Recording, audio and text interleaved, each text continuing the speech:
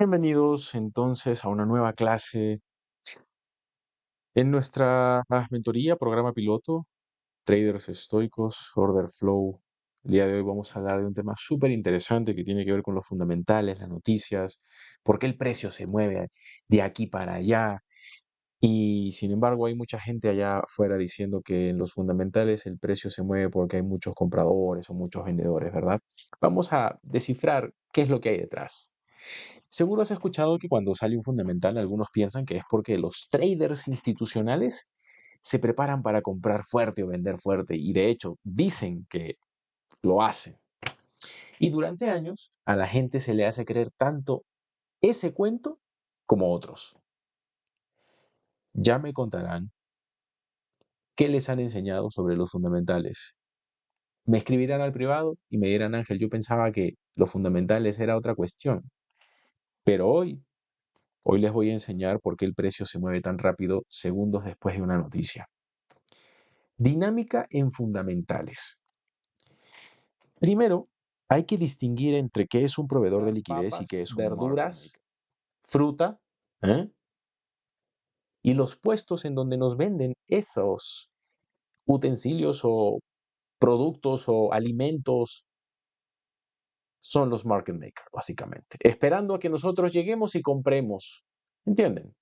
Coloquemos ese trade. ¿Qué significa crear mercado?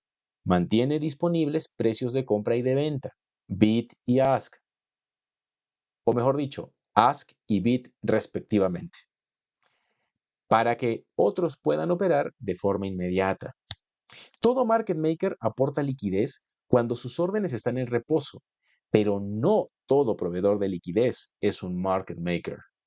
Y acá van a tener una tarea interesantísima. ¿Cómo así, Ángel? Veamos un ejemplo puntual en relación a los fundamentales. Imaginen que en determinado momento se publica el CPI. Algunos en español conocen a este fundamental como el IPC, acerca de los proveedores de liquidez o market maker. Uno de ellos es Citadel. Es el más conocido, de hecho, pero no es el único. Y de hecho, si un market maker o un proveedor de liquidez coloca sus órdenes pasivas en el libro de órdenes, no hay manera de que tú sepas a quién le corresponden o a quién le pertenecen. CME dice que no se revela la identidad de quién está colocando las órdenes en el libro. Ahora, hablemos de las órdenes pasivas. Toda orden pasiva que reposa en el libro necesita una orden agresiva, y cuando se ejecutan, entonces es allí donde el proveedor de liquidez o el market maker genera spread, genera una comisión, gana por eso. Si alguien compra, levanta el ask, él genera una comisión por eso. Si alguien vende y golpea el bid, él genera una comisión por eso. Pero no solamente porque alguien venga y ¡pum!, empareje un trade, o agreda el libro, o barra el libro, también se dice así, sino que él únicamente va a ganar una comisión en la medida en la que pueda reajustar su inventario. Si alguien viene y compra y luego alguien viene y vende, ahí es donde gana dinero. Para que entiendan esto, vamos a hablar de un ejemplo puntual en el momento en el que se lanza el fundamental. No como market, sino como límite, ¿ok?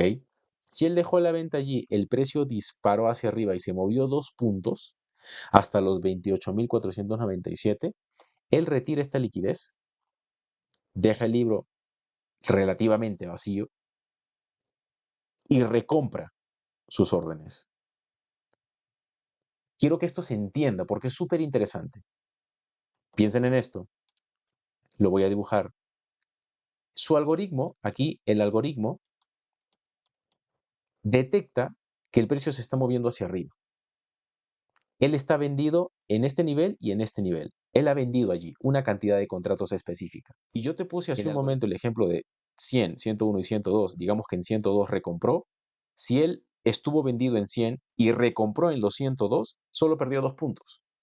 Pero tú imagínate que deje toda esta liquidez. Digamos que esto empieza en 100 y termina acá en 130. Si él no recompra sus posiciones, Entonces, está 30 puntos en negativo y eso puede ser muchísimo, pero muchísimo dinero dependiendo de la cantidad de contratos que hay en cada nivel. Y eso, señores, es interesantísimo entenderlo. Volvemos. ¿Qué hacen? Esta es una lámina que representa esa pérdida, por ejemplo, en donde el precio sube, se consume todas las órdenes. ¿Por qué se consume? Por los compradores agresivos. Y él asume la pérdida.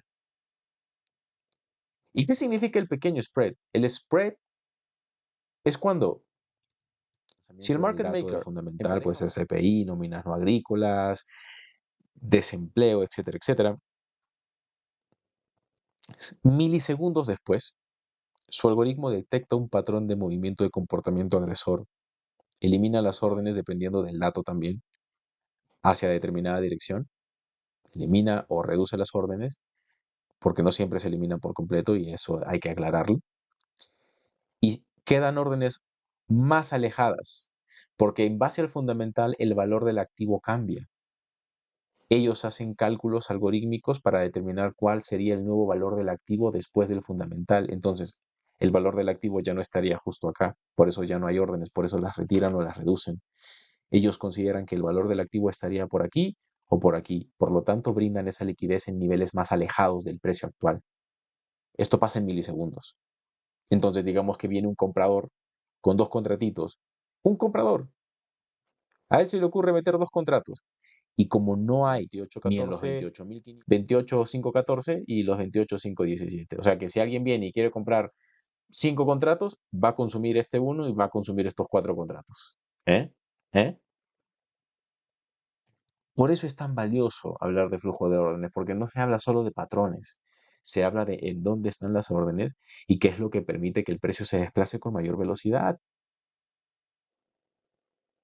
Si yo veía un movimiento alcista en un gráfico de velas japonesas con solo conocimientos de acción de precio, de cualquier metodología de velas, afirmar que ese movimiento fue un movimiento por compradores sería estúpido, porque no te consta.